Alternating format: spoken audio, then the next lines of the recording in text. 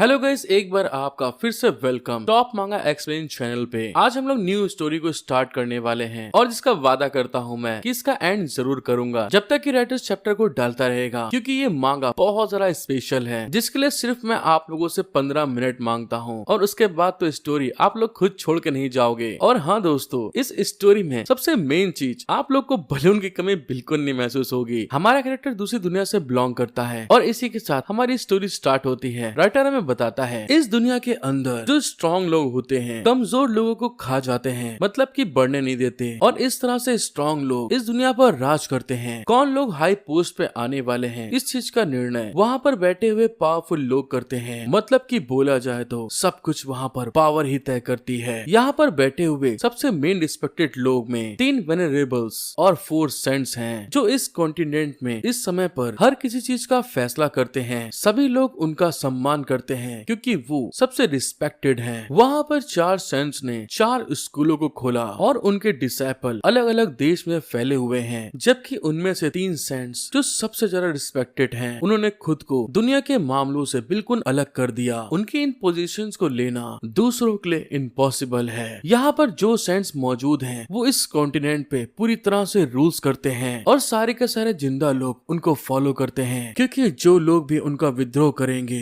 वे तुरंत ही उनको वहाँ पर मार डालते हैं। हालांकि पुराना बनाया हुआ नियम पूरी तरह से टूट गया है और नए नियम के बनाए जाते ही उन सारे वेनरेबल्स ने विद्रोह करने वाले सभी लोगों को मार डाला। और इसी बीच दोस्तों, अचानक से आसमान में एक टेलीपोर्टेशन खुलता है और सीधे जमीन के ऊपर एक रोशनी धड़ाम से नीचे की तरफ आ रही थी, जिसके आने के कारण एक बीस्ट वहाँ पर उस रोशनी को देखने के बाद बहुत ज्यादा घबराते हुए पीछे की तरफ हट जाता है। और तभी हमको पता चलता है अपने गोल गोल बम्स को लेके एक लौंडा जमीन पे धड़ाम से उसी के बेबी के ऊपर गिर गया था, जिस कारण से उसका बेबी वहाँ पर टेढ़ा हो चुका है। वो लौंडा वहाँ पे इतनी ऊंचाई से गिरने के कारण करारते हुए बोलता है, अरे दैया रे, बहुत तेज लागत है। लेकिन दूसरे साइड में जिस बीस्ट के बेबी के ऊपर वो गिरा था, वो बीस्ट अपने बच्चे के हाल को देखने के कारण वो उसके ऊपर गुस्साते हुए बुरी तरह घुर्रा रहा था। जो लौंडा आसमान से गिरा है दोस्तों, यही हमारी स्टोरी का मेन प्रोटैगनिस्ट है। वो वहाँ पे अपने चोट को पोंछते हुए कहता है, अरे आखिर मैं किस जगह पर हूँ। जब वो इस तरह से कहता है तभी अचानक से उसके जस्ट पीछे से सांस की बदबूदार लहर उसके आगे निकलती है, जिस चीज को महसूस करते हुए अपनी नाक पकड़ के पीछे की तरफ देखते हुए कहता है, ओफो, कौन इतनी गंदी तरह से पाद रहा है, बहुत ज्यादा गंदी बदबू आ रही है। लेकिन जब वो पीछे पलट के देखता है तो वहाँ पर उसके पीछे बहुत ही डेंजर 3 हेडेड एक वुल्फ उसको देखते हुए गुर्रा रहा था, जिस कारण से वहाँ पे वो बहुत ज्यादा घबराते हुए तुरंत चिल्लाते हुए कहता है, अरे भैया, मुझसे गलती हो गई, मुझे नहीं मालूम था, तुम्हारे लौंडी के ऊपर मैं गिर गया हूँ। अरे 100-200 लेके मामला रफा दफा करो। लेकिन वो जो खतरनाक वुल्फ था उसकी बात सुनने को तैयार ही नहीं था। वो तुरंत अपने मुंह से एक आइस फ्रीज अटैक रेडी करते हुए तुरंत अपने हीरो की तरफ रिलीज कर देता है, जिसका इम्पैक्ट दोस्तों सचमुच बहुत ज्यादा पावरफुल था। अपना हीरो बड़ी मुश्किल से वहाँ से पता नहीं कैसे बचता है, लेकिन उसका जो अटैक था एक पेड़ के ऊपर धड़ाम से लड़ता है तो वो पेड़ पूरी तरह से टूट जाता है, जिस चीज को देखने के बाद तो वो अपने पिछवाड़े को बचा के और तेजी से भागते हुए बोलता है, हे मेरे भगवान, तूने मुझे यहाँ पर कहाँ गिरा दिया है? मुझे बस आराम करने के लिए कोई जगह चाहिए थी, क्या तुम मुझे वो दोगे? मेरे प्यारे बीस्ट, मैंने धोखे से तुम्हारे घर में घुसकर तुमको झटका दे दिया है, आखिर इस चीज के लिए बदला लेने की क्या जरूरत है? वो बीस्ट अपने हीरो की बात सुनने को तैयार ही नहीं था। इस बार तो वो इतना ज्यादा गुस्सा हो चुका है, वो वहाँ पर अपने तीनों हेड से जो उसके सर है 3-3, उन तीनों के थ्रू उसके ऊपर एक पावरफुल अटैक बड़ी स्पीड में रिलीज कर देता है, जिससे बचते हुए अपना हीरो मन में कहता है, क्या मैं सचमुच इस जगह पर आने के बाद मैं मर जाऊंगा और क्या मेरी जिंदगी इतनी दुखद हो जाएगी? जब वो इस चीज के बारे में बोल रहा था, वो अटैक उसके पीछे एकदम से प्रेशर रिलीज करता है, जिसके इम्पैक्ट के कारण अपना हीरो रगड़ता हुआ मुंह के बल आगे की तरफ आके गिरता है और साथ ही साथ फिर से चिड़चिड़ाते हुए चिल्ला के बोलता है, मुझे बुरी तरह छेड़ना बंद करो, तुम्हारी इस घिनौनी सांस में से बहुत ज्यादा बदबू आ रही है। इतना सुंदर पैदा होने के बाद में भी तुम अपने आप को साफ रखने में फेल रहे। मुझे तो ऐसा लगता है कि तुम्हारी बेटी हमेशा सिंगल बनी रहेगी। वो बीस्ट अपने हीरो की इस बात को सुनकर और ज्यादा दोस्तों वहाँ पे बहुत ज्यादा गुस्सा आ चुका था। साथ ही वहाँ पर वो अपना अल्टीमेट अटैक एक फैंटम वुल्फ तरीके का उसके ऊपर रिलीज करना स्टार्ट कर देता है, जो कि देखने में सचमुच बहुत ज्यादा पावरफुल था। उसके इस तरह के पावरफुल अटैक को देखकर अपना हीरो घबराते हुए कहता है, अरे दैया रे, आज तो मेरा पिछवाड़ा यहीं फट जा। अरे यार, मैं बस मजाक कर रहा था, ये तुम क्या कर रहे हो? दूसरे साइड में जो वुल्फ था वो अपने मुंह में एक एनर्जी अटैक बड़ी बड़ी स्पीड से जनरेट करना स्टार्ट कर देता है और अगले ही पल दोस्तों अपने हीरो के पीछे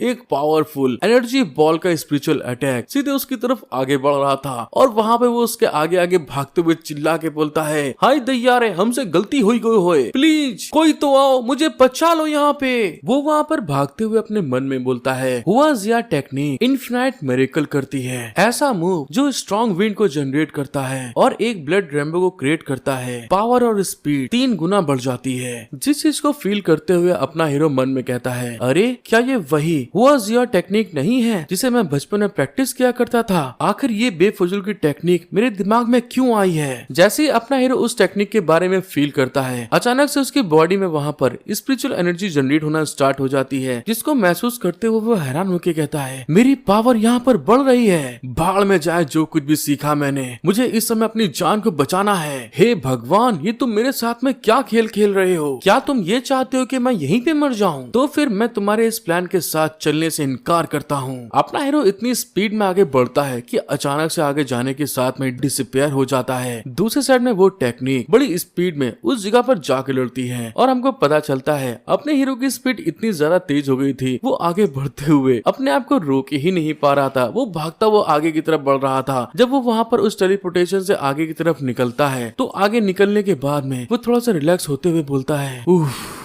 ये सचमुच बहुत थका देने वाला था। मुझे उम्मीद नहीं थी कि ये काम करेगा। ये बहुत अजीब बात है, बचपन में सीखी गई टेक्निक का कोई इस्तेमाल नहीं हुआ। इस दुनिया में आने के बाद अचानक कैसे ये एक्टिवेट हो गई? जब वो इस बारे में बोल रहा था तभी अचानक से उसके पीछे दोस्तों परछाई में एक और शैडो दिखाई देता है, जिस कारण से उसके रोंगटे खड़े हो गए थे। वो घबराते हुए बोलता है, अरे नहीं, रुक जाओ, मुझे फिर से कुछ जाना पहचाना एहसास हो रहा है। हमको पता चलता है एक बहुत डेंजर टाइगर उसके जस्ट पीछे खड़ा हुआ घुर्रा रहा था। इसको देखने के बाद तो अपना हीरो वहाँ पे कांपते हुए बोलता है, अरे मेरे भाई, मुझे समझाने का एक मौका तो दो, आखिर मैं तुम्हारे इलाके में कैसे पहुंचा हूँ? और तभी वो टाइगर उसके मुंह के पास आकर बहुत जोर से रोर करता है, जिसकी रोर को सुनने के बाद तो वो अपने हाथ पैरों की पूरी जान लगाते हुए बड़ी स्पीड में आगे भागते हुए चिल्ला के कहता है, हाँ ठीक है ना, मेरी बात नहीं सुनना चाहते हो तो इतना चिल्ला क्यों रहे हो? वो खतरनाक टाइगर उसका अभी पीछा कर रहा था, जिस कारण से वो फिर से चिल्लाते हुए बोलता है,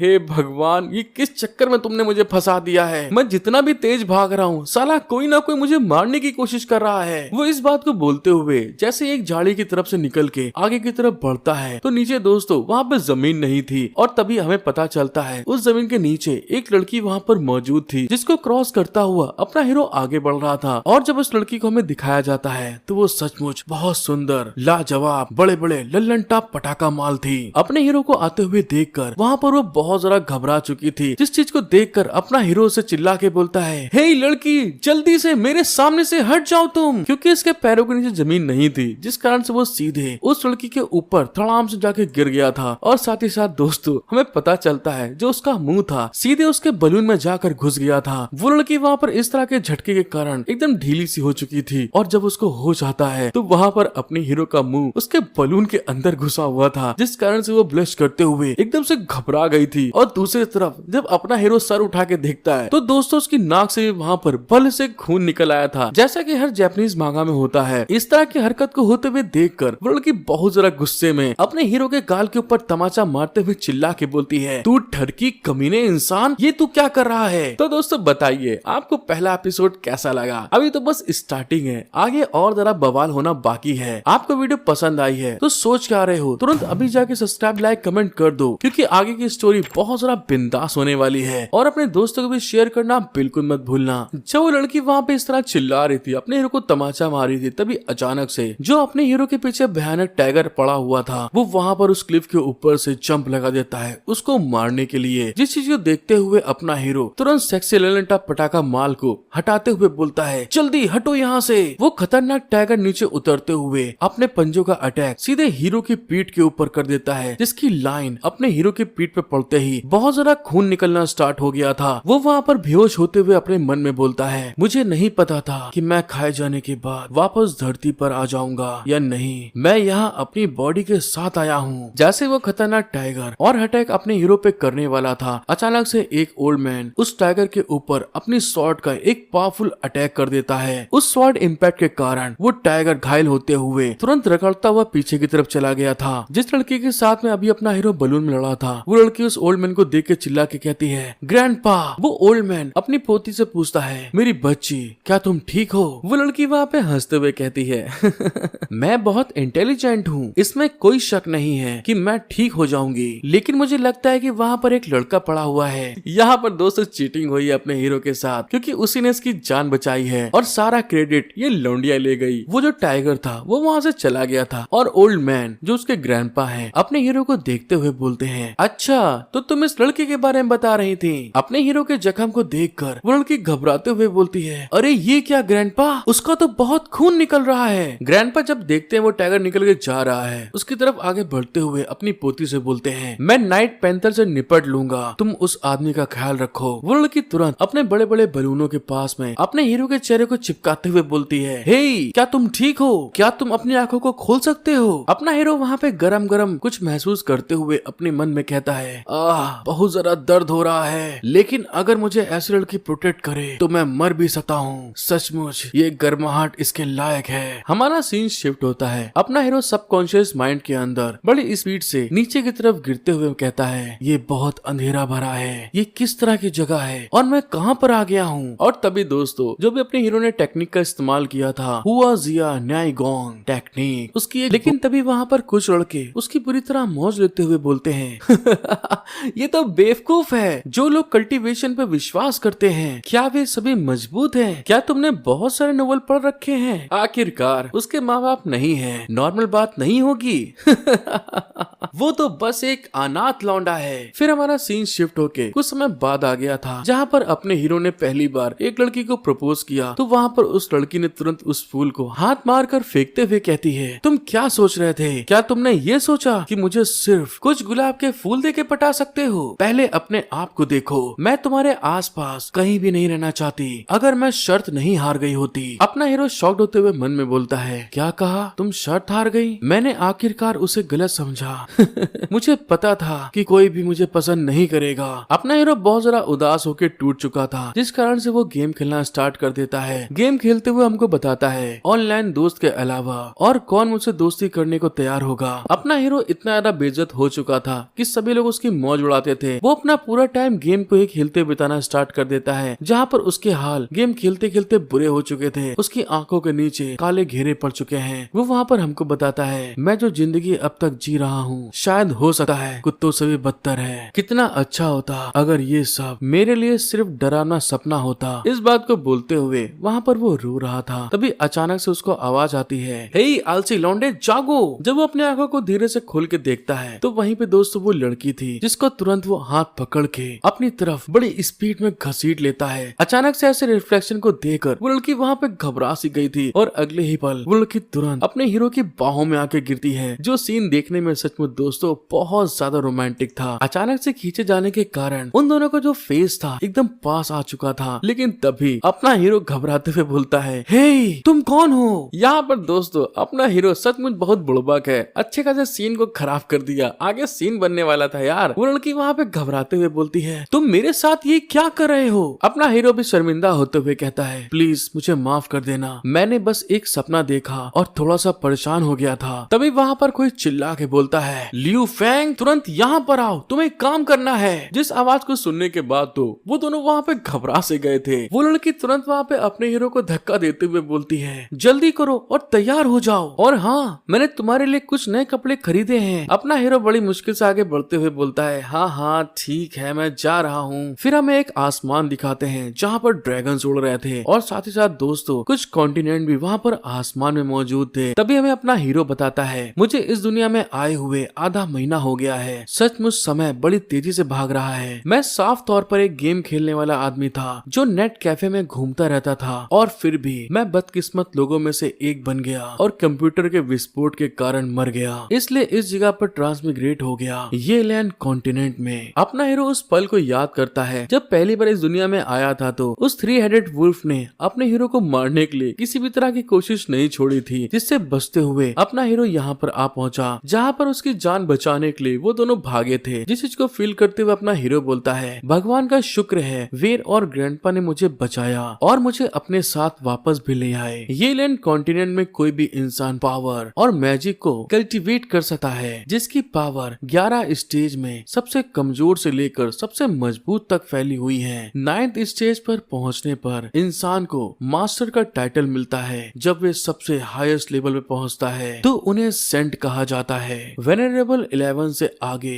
एक हाई स्टेज की बात करते हैं, जिसे कोई भी अभी तक हासिल नहीं कर पाया है। अधिकांश लोग 3 या 4 टियर से आते हैं, जबकि ग्रैंडपा हाके टियर 5 के स्वॉर्डमैन हैं। लेकिन वीर ना चाहते हुए भी 4 संतों में से 10 डी सेंट की डिसाइपल। दोस्तों यहाँ पे होता ये है, जो भी बच्चा बहुत सारा टैलेंट को लेकर पैदा होता है, वहाँ पर सेंट्स उसको तुरंत अपना डिसाइपल बना लेते हैं। अपना हीरो बताता है, मैं सच में मानता था जब मैं छोटा था तो मैं बहुत पावरफुल था, लेकिन बड़े होते होते मैं पूरी तरह से टूट गया। लेकिन मैं इस टेक्निक को इस दुनिया में इस्तेमाल कर सकता हूँ। मुझे केवल हुआ जिया टेक्निक का ही पता है। इसके नाम से ही कोई सोच सकता है कि ये एक घोटाला है। फिर भी मेरा छोटा सा मन को ये यकीन था कि ये सच है। लेकिन मेरी ये टेक्निक पूरी दुनिया में सबसे अलग है, इस दुनिया की ताकतों से बिल्कुल अलग है। क्या मैं सच में कल्टीवेशन को आगे बढ़ा सकता हूँ? जिया हुआ टेक्निक को इस्तेमाल कर सकता हूँ? पिछली दुनिया में रहने के लिए कुछ भी नहीं बचा है। इस दुनिया में ट्रांसमिग्रेट होना शायद एक अच्छी बात थी, क्योंकि मुझे यहाँ पर जिंदगी जीने की एक उम्मीद मिली है। जब वो इस चीज के बारे में सोच रहा था, तभी वो ललंटा पटाखा माल कपड़ों को आगे करते हुए कहती है, अरे डार्लिंग जल्दी करो, ये कपड़ों को तुरंत पहन लो। इस बात को बोलते हुए वो उन कपड़ों को उसके मुंह पे मारती है। कुछ देर बाद हमें दिखाते हैं जहाँ पर अपने हीरो ने उन कपड़ों को पहन लिया था। उसको देखते हुए वो लड़की बोलती है, वाओ, जैसा मैंने सोचा था वे तुम पर बहुत बढ़िया जच रहे हैं। इन्हें पहनने के बाद तुम खुद को एक मैशनरी के रूप में महसूस कर सकते हो।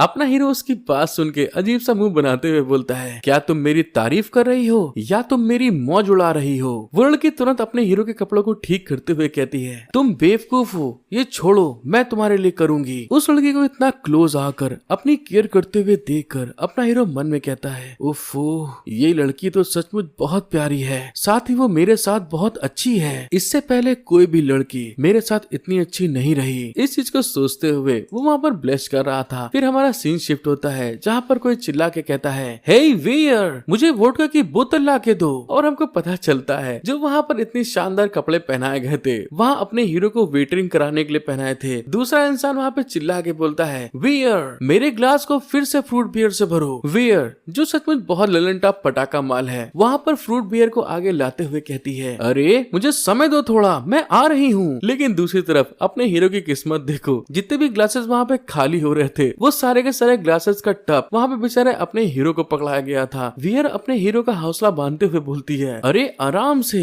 ज्यादा ग्लास ना रखो, अगर तुमने ग्लास तोड़ा तो दादाजी तुमको मार देंगे। अपना हीरो वहाँ पे उसको रिप्लाई देता है, अगर मैं इन्हें नहीं धो पाया तो भी वो मुझे मार डालेंगे। उन दोनों के इतना पास देखकर जो ग्रैंडपा थे वहाँ पे खिसियाते हुए कहते हैं, तुम दोनों बेकार लोग वहाँ पर क्यों समय बर्बाद कर रहे हो? और तभी अचानक से वहाँ का गेट खुलता है। लेकिन दूसरे साइड जो अपना हीरो था, वो सारे ग्लास धोने के बाद अंगड़ाई लेते हुए बोलता है, मैंने आखिरकार सारे ग्लास धो दिए। उसको इतना आलसीपन करते हुए देखकर बियर वहाँ पे उसके कान के नीचे एक कस के जलते हुए कहती है, क्या तुम बेवकूफ हो? अगर तुम इतने ढेर सारे कप नहीं उठा सकते तो उन्हें एक साथ नहीं लेना चाहिए, तुम्हें फ्यूचर में ज्यादा ध्यान देना चाहिए। अपना हीरो वहाँ पे थप्पड़ खाने के बाद गाल चलाते हुए कहता है, ओफो, बहुत दर्द हो रहा है। खैर छोड़ो, मैं उन सभी को एक साथ ले जाना चाहता था ताकि मैं खुद को और ज्यादा कंट्रोल करके उनको बचा सकूं। उसकी इस बात को सुनकर लल्लनटा पटाखा माल वहाँ पे ब्लश करके गुस्साते हुए बोलती है, अभी ज्यादा समय नहीं बीता है जब तुम उस मैजिक बीस्ट के कारण घायल हुए थे और तुम फिर भी लापरवाही कर रहे हो। उसको केयर करते हुए देख के अपना हीरो उससे कहता है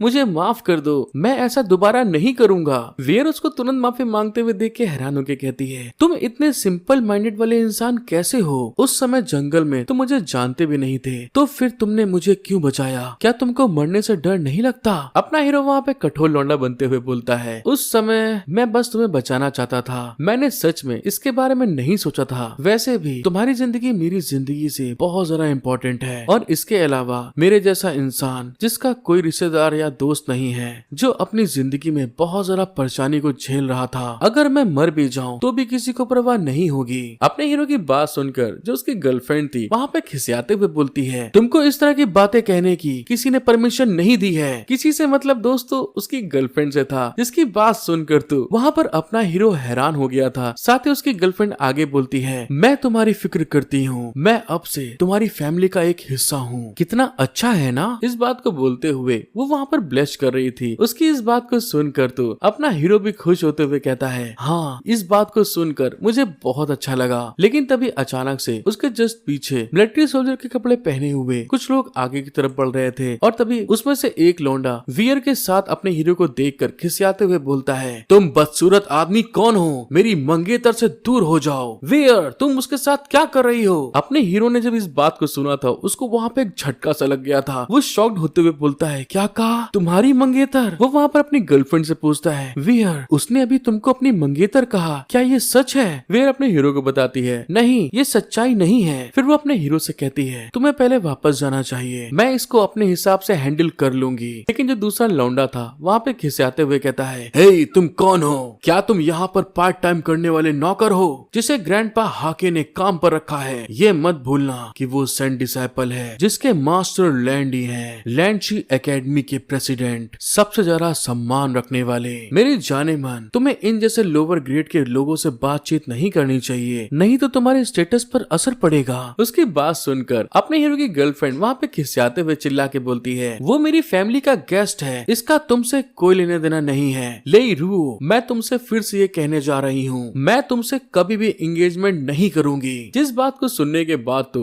उस लौंडे को वहाँ पे सदमा सा लग गया था, उसके आगे फटी की फटी रह गई थी। तभी उसके पास जो सोल्जर खड़ा था उसके कान में बोलता है, यंग मास्टर, हमारे लॉर्ड ने जो आपसे कहा था मत भूलिए, वेयर को गुस्सा नहीं दिलाना है। अपने सर्वेंट की बात सुनकर वो लौंडा तुरंत बहुत ज्यादा हम्बल होते हुए बोलता है, मुझे बस इस बात की चिंता है कि तुम अनजान लोगों के द्वारा धोखा मत खा जाओ। हालांकि तुमको इस तरह से गुस्से में आकर हमारे मैरिज प्रपोजल को डिसएग्री नहीं करना चाहिए। आखिरकार इस सिटी के मास्टर मेरे फादर हैं। जियर को भी वहाँ पर इस चीज का याद आता है कि हाँ, सिटी मास्टर इसके फादर हैं। वो वहाँ पर अपने हीरो से बोलती है, छोड़ो इन पे ध्यान मत दो, हम वापस चलते हैं। अपना हीरो उसको ऐसे बदलते हुए देखकर बोलता है, वियर क्या हुआ है? लेकिन तभी वो लौंडा फिर से कहता है, वियर इस चीज को भूलना नहीं, मुझसे शादी करके तुम मेरे फादर का सपोर्ट हासिल कर सकती हो, और वहाँ स्टडी करते समय लैंडशिन एकेडमी के रिसोर्स का भी फायदा उठा सकती हो। मुझे यकीन है कि तुम सभी अमीर फैमिली के सामने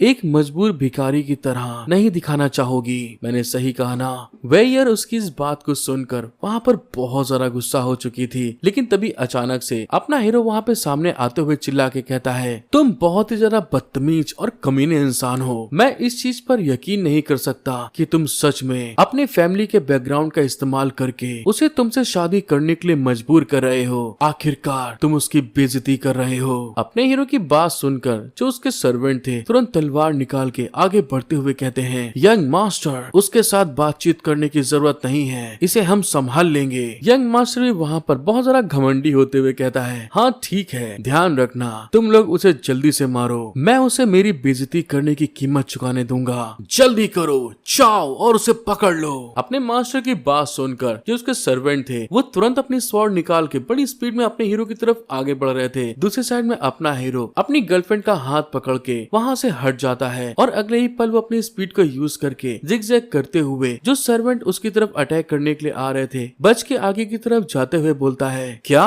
तुम लोग मुझसे डील करना चाहते हो? तेरे जैसा यंग मास्टर जो केवल लोगों को धमकाने के लिए अपनी ताकत पर निर्भर करता है, तेरे पास गुंडों की टोली के अलावा और क्या है? अपने हीरो की इस तरह की स्पीड को देखकर जो यंग मास्टर था वहाँ पे बहुत ज्यादा शॉक्ड हो गया था। अपना हीरो फिर आगे बढ़ते हुए कहता है, तू बस एक ठरकी भरा कचड़े का डब्बा है। उसकी इस बात को सुनकर यंग मास्टर वहाँ पे खिसिया चुका था। वो तुरंत तलवार निकाल के अपने हीरो के ऊपर अटैक करते हुए चिल्ला के कहता है, तू कमीने, मैं तुझे यहीं पे खत्म कर दूंगा। लेकिन दूसरी तरफ अपना हीरो अपनी जाने मन को लेके किनारे की तरफ आ चुका था, जिसको देखकर देखकर जो उसकी यूएर मतलब उसकी गर्लफ्रेंड खुश होते हुए बोलती है, चलो हम लोग बाजार चलते हैं, मैंने सुना है कि आज बहुत सी नई चीजें मार्केट में आई हैं। अपना हीरो भी स्माइल करते हुए कहता है, मैं समझ गया मिस वियर। कुल मिला के दोस्तों, यंग मास्टर की फुल टू बेइज्जती हो रही है यहाँ पे। मैं आप लोगों को एक स्पॉइलर छोड़ता हूँ जिसके साथ अभी हंसी खेल कर रहा है ये और इसके ग्रैंडपा दोनों के दोनों आगे खत्म हो जाएंगे। तब दोस्तों जाकर स्टोरी बहुत ज्यादा धमाकेदार होने वाली है। इसीलिए दोस्तों मैं आप लोगों से कह रहा हूँ कि समय जरूर देखिएगा, क्योंकि स्टार्टिंग के बिना आपको स्टोरी समझ में ही नहीं आएगी। अपना हीरो अपनी जाने मन को लेकर मार्केट में आ गया था, जहाँ पर गाना गाते हुए वो आगे की तरफ बढ़ रहा है। उसको इतना खुश देखकर उसकी डार्लिंग पूछती है, लियू फेंग तुम इतना खुश क्यों हो? लियू फेंग वहाँ पे हंसते हुए बताता है, क्योंकि मैंने हुआक्सिया न्यूगोंग में इंटरनल पावर के नए इस्तेमाल में मास्टरी हासिल कर ली है। इस मूव को इस्तेमाल करने के लिए इनर पावर का इस्तेमाल करने के अलावा तुम इनर पावर को दूसरे आइटम से भी जोड़ सकते हो। अपने हीरो की गर्लफ्रेंड उसकी बात सुन के थोड़ा हैरान होते हुए बोलती है, ये क्या हुआक्सिया न्यूगोंग है और स्ट्रॉन्ग विंड क्या है? तुम किस बारे में बात कर रहे हो? लियू फेंग उसको छेड़ते हुए कहता है मैं तुम्हें नहीं बताऊंगा। फिर साथ ही तुरंत अपनी गर्लफ्रेंड के पास आकर उसकी बाहों में हाथ डालते हुए उससे कहता है, तुमको बस एक बात जानने की जरूरत है, फ्यूचर में मैं तुमको प्रोटेक्ट करूंगा।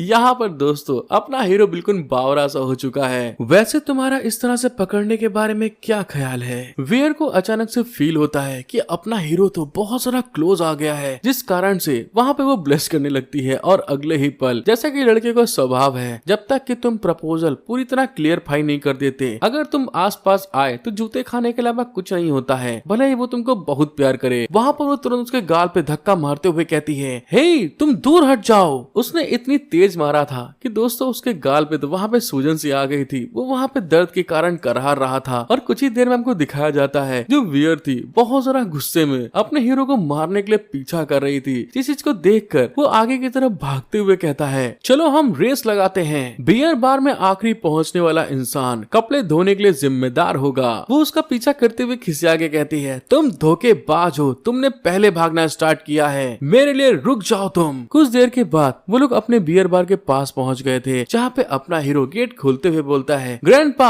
हम वापस आ गए हैं। लेकिन दूसरी तरफ हमें ग्रैंडपा की हालत दिखाई जाती है, जिनको बुरी तरह पेल दिया गया था। उनके मुंह से बहुत ज्यादा खून निकल रहा था और साथ ही साथ जितने भी लोग वहाँ पर मौजूद थे उन लोगों को बहुत बुरी तरह मारा गया था। एक इंसान ग्रैंडपा को गले से पकड़ के ऊपर की तरफ उठाए हुए था। यहीं से दोस्तों सस्पेंस स्टार्ट होता है। वियर अपने ग्रैंडपा को देखकर घबराते हुए बोलती है, ग्रैंडपा क्या आप ठीक हैं? ग्रैंडपा अपनी पोती को देख के शॉक्ड होते हुए कहते हैं, वियर तुम यहाँ से तुरंत भाग जाओ। हमें उस पर्सन के बारे में बताया जाता है, लीटिंग रोंगमा सिटी का लॉर्ड। वो वहाँ पे वियर को देखकर खुश होते हुए कहता है, बहुत समय से मुलाकात नहीं हुई है वियर। उतने में जिस लौंडे की अभी अपने हीरो ने बेइज्जती करी थी वो वहाँ पर खिसियाते हुए कहता है, पापा ये वही लौंडा है, उन दोनों ने मिलकर मेरी बेइज्जती की है। वो बोल रहा था कि मेरा परिवार कूड़ा है। सिटी लॉर्ड होने के रूप में आपको ऐसा करना नहीं देना चाहिए। दूसरे साइड में हमें अपने हीरो को दिखाते हैं, जो कि ग्रैंडपा की ऐसी हालत को देखने के बाद बहुत ज्यादा गुस्से में चिल्ला के कहता है, लैडनुओ तुमने बहुत खून बहा दिया है। और जब वो इस तरह से बोल रहा था तो उसके अंदर से पर्पल कलर की स्पिरिचुअल एनर्जी निकलना स्टार्ट हो गई थी, जिसको देखने के बाद तो जो लौंडा बहुत ज्यादा बीसी कर रहा था वो वहाँ पे खिसियाते हुए कहता है, जो लोग मेरी बेइज्जती करने की हिम्मत करेंगे वे मारे जाएंगे। लेकिन गुस्सा बहुत ज्यादा बढ़ने के कारण जो अपना हीरो लियो फेंग था वो तुरंत अपनी पावर को यूज करते हुए उस आदमी की तरफ आगे बढ़ते हुए कहता है, ग्रैंडपा को छोड़ दो तुम। जो सिटी लॉर्ड था अपने हीरो को आते हुए देख के स्माइल करते हुए कहता है, ये तो बहुत ज्यादा चिल्लाता है, ये काफी जोरदार है। ये एक ऐसी ट्रिक है जो मैंने पहले कभी नहीं देखी, लेकिन ये बहुत धीमी है। इस बात को बोलते हुए सिटी लॉर्ड अपनी एक फिंगर में एनर्जी को रिलीज करते हैं और अगले ही पल उस फिंगर को अपने हीरो के माथे के ऊपर लगा दिया था, जिस कारण से कि वहाँ पर स्पिरिचुअल एनर्जी निकलना स्टार्ट हो गई थी। उस एनर्जी को अपनी बॉडी में फील करते हुए अपना हीरो घबरा के कहता है, क्या ये कैसे हो सकता है? ये आदमी मेरे स्ट्रॉन्ग टेलीपोर्टेशन को कैसे देख सकता है? उसके सिर्फ एक फिंगर अटैक के कारण अपना हीरो लियो फेंग रगड़ता हुआ पीछे सीधे दीवार पे जाकर जाके धड़ाम से लड़ता है। ऐसा होने के कारण वहाँ पर बहुत से सामान टूट चुके थे। लियो फेंग के हाल देखकर जो वेयर थी घबराते हुए कहती है, लियो फेंग क्या तुम ठीक हो? साथ ही वो गुस्साते हुए सिटी लॉर्ड से बोलती है, तुम लोग, मैं तुम्हारे इस क्राइम के बारे में अपने टीचर को बताऊंगी। जिस बात को सुनने के बाद सिटी लॉर्ड तुरंत अपनी एनर्जी को रिलीज करते हुए कहता है, मुझे माफ करना, मुझे डर है कि तुमको अपने टीचर से मिलने का कोई मौका नहीं मिलेगा। मैं तो बस तुम्हारे द्वारा उन चारों सेंट से कांटेक्ट करना चाहता हूँ, लेकिन चूंकि इस चीज में तुम्हारा कोई इंटरेस्ट नहीं है, मुझे तुम्हें मारना ही होगा ताकि कोई प्रॉब्लम ना हो। जैसे वहाँ पर उसने अपनी एनर्जी रिलीज करी थी, वो सारी ब्लू एनर्जी वेयर को वहाँ पर उठा लेती है। साथ ही साथ उसके गर्दन को दबाना स्टार्ट कर दिया था। वेयर वहाँ पे घबराते हुए मन में कहती है, मैं सांस नहीं ले सकती और मैं इस मंत्र को भी नहीं तोड़ सकती। अपनी डार्लिंग के ऐसे हाल को देखकर तो लियो फेंग वहाँ पे बहुत ज्यादा गुस्सा आ चुका था। वो तुरंत अपनी स्पीड का इस्तेमाल करते हुए सिटी लॉर्ड की तरफ आगे बढ़ के कहता है, तू कमीने हरामखोर, तेरी हिम्मत कैसी हुई? ये सब करना बंद करो तुम। सिटी लॉर्ड जब बड़ी स्पीड में अपने हीरो को आते हुए देखता है, तुरंत उसने अपने हीरो के ऊपर ग्रैंडपा को फेंक दिया था और अगले ही पल वो अपने हाथों में एक फ्लाइंग स्वॉर्ड को अपीयर कर लेता है, जिसको वो सिर्फ अपनी एक उंगली से कंट्रोल कर रहा था। अपने हीरो की तरफ देख के स्माइल करते हुए उस फ्लाइंग स्वॉर्ड का एक अटैक वो उसके ऊपर करते हुए कहता है, बच्चे एक तरफ हो जाओ। वो स्वॉर्ड अटैक जैसे ही आगे बढ़ रहा था, वो सीधे ग्रैंडपा को चेस्ट को फाड़ता हुआ बाहर की तरफ निकलता है, जिसके खून को निकलते हुए देखकर लियो फेंग घबराते हुए कहता है, ग्रैंडपा क्या आप ठीक हैं? दूसरे साइड में ग्रैंडपा उस स्वॉर्ड को होल्ड करते हुए बोलते हैं, तुम लोग यहाँ से निकल जाओ, मैं उसे पकड़ लूंगा। वेयर को यहाँ से दूर ले जाओ, तुम इस आदमी को ओपोनेंट नहीं हो, जल्दी करो, जाओ। सिटी लॉर्ड वहाँ पे अपनी फिंगर को अलग अलग इशारा करते हुए बोलता है, जब तुम मरने ही वाले हो तो इतना परेशान क्यों होना? जैसे सिटी लॉर्ड ने अपनी वहाँ पर मुट्ठी खींची थी, तुरंत अचानक से दोस्तों जो अपने हीरो के आगे ग्रैंडपा खड़े हुए थे, उनकी बॉडी के वहाँ पर 200 टुकड़े टुकड़े होना स्टार्ट हो गए थे और सारा का सारा खून अपने हीरो के जस्ट सामने गिरता है, जिस चीज को देखकर वो बहुत ज्यादा घबरा चुका था। लेकिन तभी अगले पल सिटी लॉर्ड ने ग्रैंडपा की बॉडी के महीन महीन टुकड़े कर दिए थे, वो भी अपने हीरो लियो फेंग के आंखों के सामने। दूसरी तरफ खड़ी वेयर जब अपने ग्रैंडपा के ऐसे कंडीशन को देखती है तो वो सदमे में ही चली गई थी। लेकिन तभी सिटी लॉर्ड दोबारा से अपने स्पेल का इस्तेमाल करते हुए वेयर को फिर से अपने कंट्रोल में ले लेती हैं, मतलब कि उसके गर्दन को दबाना स्टार्ट कर देते हैं। वेयर वहाँ पे बुरी तरह चिल्ला रही थी और साथ ही साथ एक प्रेशर वहाँ पे रिलीज होता है, जिस चीज को देखने के बाद सिटी लॉर्ड फिर से हंसते हुए बोलता है, ओफो ये तो संत बनने लायक है, लेकिन मैं ऐसा होने नहीं दे सकता। फिर वहाँ पे सिटी लॉर्ड दोबारा से अपने स्पेल का इस्तेमाल करते हुए वेयर को वहीं पे टांग देता है, मतलब हवा में वो फ्लोट कर रही थी। वेयर वहाँ पे चिल्लाते हुए बोलती है, मैं तुमको नहीं छोड़ूंगी। सिटी लॉर्ड अपने हीरो की गर्लफ्रेंड को कमरे के अंदर फ्लोट करवा रहा था, उड़ा रहा था, जिस चीज को देखते हुए उसका बेटा बोलता है, पापा ध्यान दीजिए पीछे, क्योंकि दोस्तों अपना हीरो पीछे से अटैक करने वाला था। जिस चीज को महसूस करते हुए सिटी लॉर्ड पीछे देख के स्माइल करता है और अगले ही पल अपने दूसरे हाथ से एक और अटैक जनरेट करते हुए सीधे लियो फेंग के ऊपर कर दिया था, जिस कारण से कि लियो फेंग धड़ाम से पीछे दीवार की तरफ जाके लड़ता है और साथ ही साथ सिटी लॉर्ड ने उसी स्पेल का इस्तेमाल करते हुए उसके दोनों हाथ दोनों पैर को जकड़ लिया था। लियो फेंग हिल भी नहीं पा रहा था। लियो फेंग को इतना बेबस देखकर सिटी लॉर्ड हंसते हुए बोलता है, हाँ ये ठीक है, मरने की इतनी जल्दी मत करो, तुमको तो अभी इसका एंड देखना होगा। वेयर के ऐसे हार करते हुए सिटी लॉर्ड अपने बेटे से बोलते हैं, लेट न्यू क्या तुम हमेशा उसे नहीं चाहते? जिस बात को सुनने के बाद तो उसके मन में दोस्तों ठरकपन जाग चुकी थी। वो वहाँ पर ब्लश करते हुए हंस रहा था। सिटी लॉर्ड अपने स्पेल का इस्तेमाल करते हुए वेयर से बोलता है, चलो इधर आओ मेरे बच्चे, ये अब तुम्हारी है। ऐसी अश्लील हरकत होते हुए देखकर तो अपने हीरो का खून खौल गया था। वो चिल्लाते हुए बोलता है, लेनियो अगर तुमने वेयर को छूने की हिम्मत की मैं तुमको मार डालूंगा। लेकिन दूसरी तरफ लेनियो अपनी हरकत से कहां बाज आने वाला था, क्योंकि उसका बाप उसके साथ में है। वो अपनी ठरकपन को और आगे बढ़ाते हुए वेयर के गाल को सहला के कहता है, अरे यार मुझे धमकाने का क्या फायदा जबकि तुम मुझे रोकने लायक नहीं हो। वेयर वहाँ पे उसको ऐसा करते हुए रोते हुए चिल्ला के बोलती है, नहीं ऐसा मत करो। लेकिन लेनियो वहाँ पर कहाँ मानने वाला था। वो वहाँ पर उसके कपड़ों को फाड़ते हुए हंस के बोलता है, तुम नशे में होने का नाटक कर रहे हो। लेनियो वहाँ पे उसके कपड़ों को फाड़ते हुए बोलता है, नहीं क्या तुम सोचती हो सिर्फ इसलिए कि तुम एक संत हो मैं तुम्हारा कुछ नहीं कर सकता हूँ। वेयर वहाँ पे जोर जोर से चिल्लाते हुए बोलती है, नहीं मुझे मत छुओ, हट जाओ। अपनी गर्लफ्रेंड के साथ ऐसा होते हुए देखकर तो लियो फेंग भी वहाँ पर बहुत ज्यादा गुस्सा चुका था। वो वहाँ पर अपनी पावर रिलीज करते हुए गुस्से में बड़ी स्पीड में जो सिटी लॉर्ड ने उसके ऊपर स्पेल कास्ट किया था उसको तोड़ के आगे बढ़ते हुए बोलता है, तू हरामखोर कमीने के पिल्ले, वेयर को यहाँ से जाने दो। सिटी लॉर्ड जब देखते हैं कि उसका स्पेल टूट गया है तो अपनी फिंगर से फिर से दूसरा स्पेल कास्ट करते हुए बोलता है ये तो बहुत मजेदार है, लेकिन फिर भी तुम बहुत कमजोर हो। जैसे ही लियो फेंग सिटी लॉर्ड के करीब आता है तो सिटी लॉर्ड अपनी पावर का इस्तेमाल करते हुए बहुत ढेर सारे स्लैश लियो फेंग के ऊपर कर देता है और दूसरे साइड हमको दिखाया जाता है जो उसका बेटा था लियोनो, वो वियर के साथ में बदतमीजी कर रहा था, गलत हरकतें कर रहा था। जिस चीज को देखते हुए उसका बाप उससे बोलता है, एक संत के टैलेंट के बारे में तुम्हारा क्या ख्याल है? ट्रू संत के मूव रखने से पहले ये एक चींटी के अलावा कुछ भी नहीं थी जिसे मारा जा सकता था।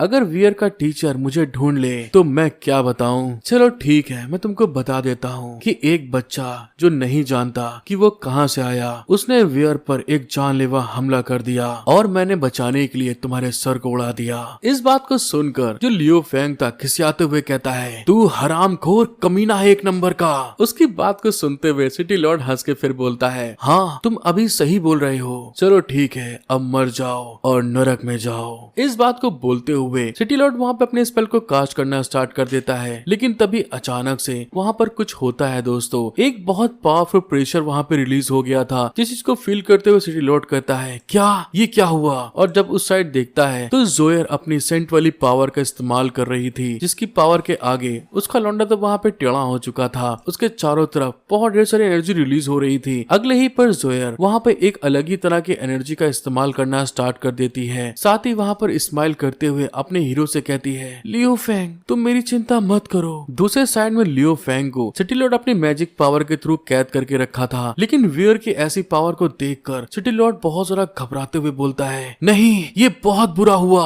वो खुद को सेल्फ डिस्ट्रैक्ट करना चाहती है, मुझे उसे रोकना होगा। सिटी लॉर्ड अपने हीरो को छोड़ के सीधे वियर की तरफ आगे बढ़ रही थी, लेकिन उसने भी वहाँ पर अपने चारों तरफ एक प्रोटेक्शन बैरियर टाइप कुछ लगा लिया था। वो एक सर्कल के अंदर अपने आप को सेल्फ डिस्ट्रैक्ट करने वाली थी। लियो फेंग भी उसको ऐसा करते हुए देख के रोकता है, वियर ऐसा मत करो प्लीज। लेकिन वियर अपने दादा को खोकर अपने प्यार को खोना नहीं चाहती थी, जिस कारण से वहाँ पे वो रोते हुए कहती है, मैं सचमुच बहुत खुश हूँ क्योंकि मैं तुम्हें समझ पाई, तुम्हारे साथ में इतना टाइम बिता पाई। लियो फेंग चिल्ला के बोलता है, वियर प्लीज ऐसा मत करो तुम। अपनी गर्लफ्रेंड को सेक्रीफाइस करने से रोकने के लिए लियो फेंग अपनी पूरी जान लगाते हुए अपने स्ट्रॉन्ग विंड का इस्तेमाल करके सीधे उसके पास पहुंचने की कोशिश कर रहा था। वो बस चाहता था कि वो वहाँ पर अपने आप को सेल्फ डिस्ट्रैक्ट ना करे। लेकिन जब लियो फेंग उसके पास पहुँचता है तो दोस्तों वो वहाँ पे बिल्कुल भाप बन के उड़ चुकी थी। लियो फेंग के हाथ में सिर्फ अपनी गर्लफ्रेंड की बेल्ट लगी थी, और बेल्ट है कि क्या है ये आप समझ लेना यार, मुझे समझ में नहीं आ रहा। और अगले ही पल दोस्तों वहाँ पर एक बहुत भयानक विस्फोट होता है। वो पूरी की पूरी जगह वहाँ पर धमाके के साथ आग में पूरी तरह झुलस रही थी, क्योंकि सिटी लॉर्ड भी एक पावरफुल मैजिशियन है। उसने अपने बेटे और अपने चारों तरफ एक प्रोटेक्शन शील्ड को लगाते हुए उसके सारे के सारे जितना भी डैमेज था उसको रोक लिया था, लेकिन आसपास की जगह तो तबाह हो चुकी थी। और तभी हमारा सीन शिफ्ट होके एक जंगल पे आ जाता है। हमको पता चलता है वियर ने आखिरी पल में अपने हीरो को बचाने के लिए उसको एक दूसरी जगह पर टेलीपोर्ट कर दिया था, जहाँ पर आने के साथ में ही लियो फेंग धड़ाम से नीचे गिरता है और उसके हाथ में वियर की वही बेल्ट थी, जिसको देखने के बाद वो सदमे में चला गया था। वो वहाँ पे रोते हुए बोलता है, वियर